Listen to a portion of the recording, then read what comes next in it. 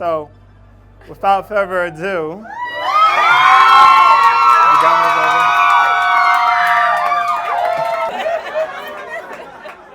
will you marry me? Oh my God! Of course, yes.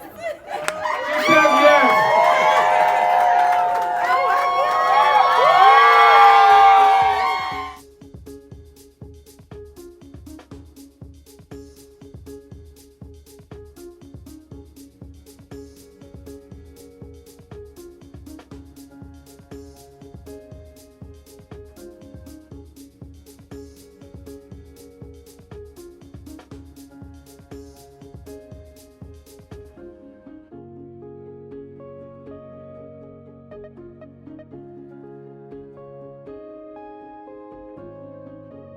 Why is that?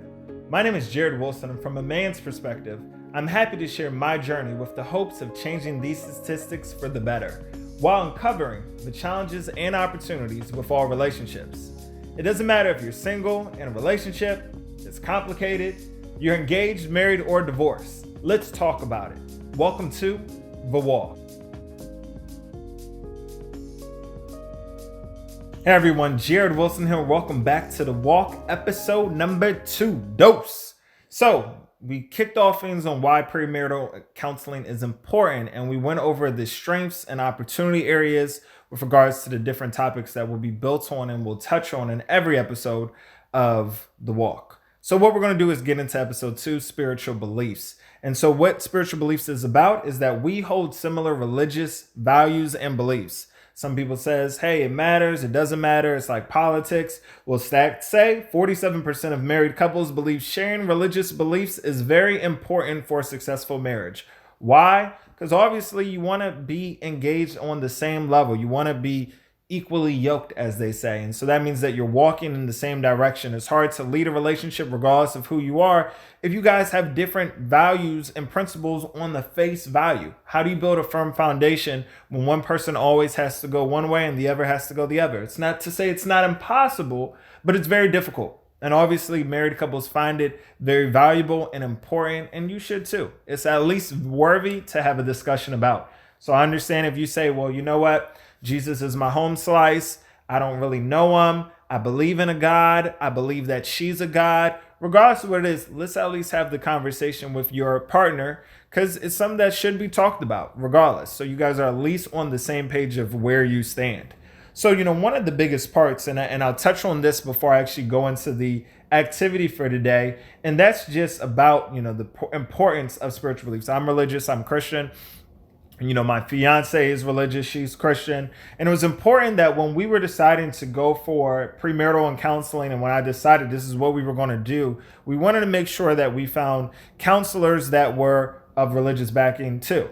And so, I was very fortunate at my church where they actually have a marriage counseling ministry. And so if you're interested in trying to do something like this, there's multiple ways you can do it. You can go online. You can just search, premarital counselors, pre-marriage counselors, relationship counselors, and you'll find a whole set of people. There's a whole nother set of people that do the same that are on religious backing. Most of the time, those are going to cost. But another option is going for your local church or asking someone who who has a church, because there's normally a ministry where they actually have licensed counselors that do help out on these aspects. So that's the route that we chose to do.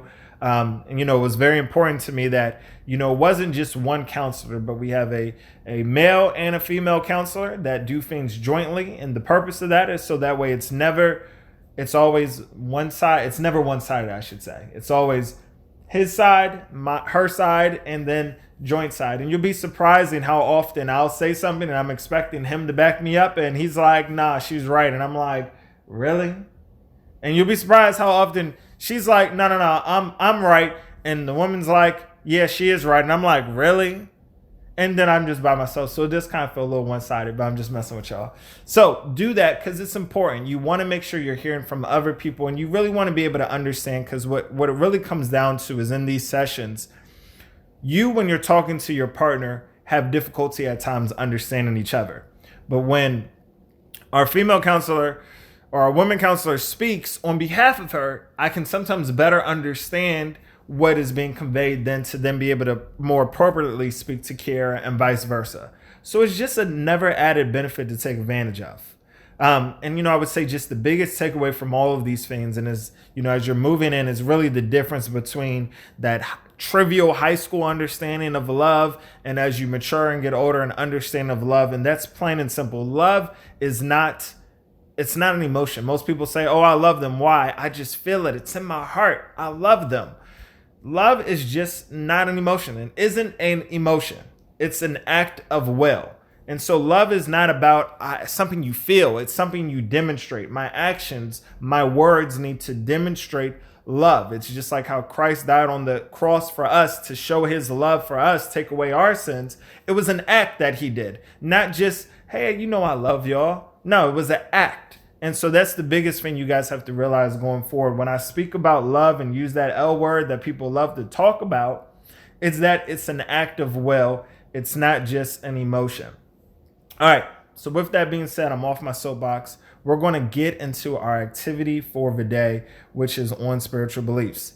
And what it is, it's a good conversation, and it's just about couple discussion. So this is a fun one. I like this type of activities because it's simple. You don't need pen and paper. All you need to do is simply just take some time, whether you're at dinner, making dinner, or just sitting down on the couch, and take some time to talk to your partner and just have an open, honest dialogue and conversation about it. So there's a couple questions that you can run through. 1, how did you come to know Christ? 2, what are your family's religious traditions and heritage? 3, what holidays and rituals does your family observe? 4, what holidays do you find personally meaningful? 5, is there certain foods you prepare? Do you exchange gifts? 6, to what extent would you like to integrate your faith and spiritual life into your marriage? And 7, what do you believe is the meaning of life? So, of course, make 7 the hardest one on purpose. It doesn't matter, like I said, regardless of what you currently state as your religious backing. It's most important for you to just be able to have that conversation because you're not trying to get into a face surface level conversation with your partner. You want to be able to know them in a way that nobody else does. And that starts by having intimate, honest, and transparent conversations just to get a better understanding of each other. Because that's ultimately what it always comes down to. How well can I understand you and for you to understand me?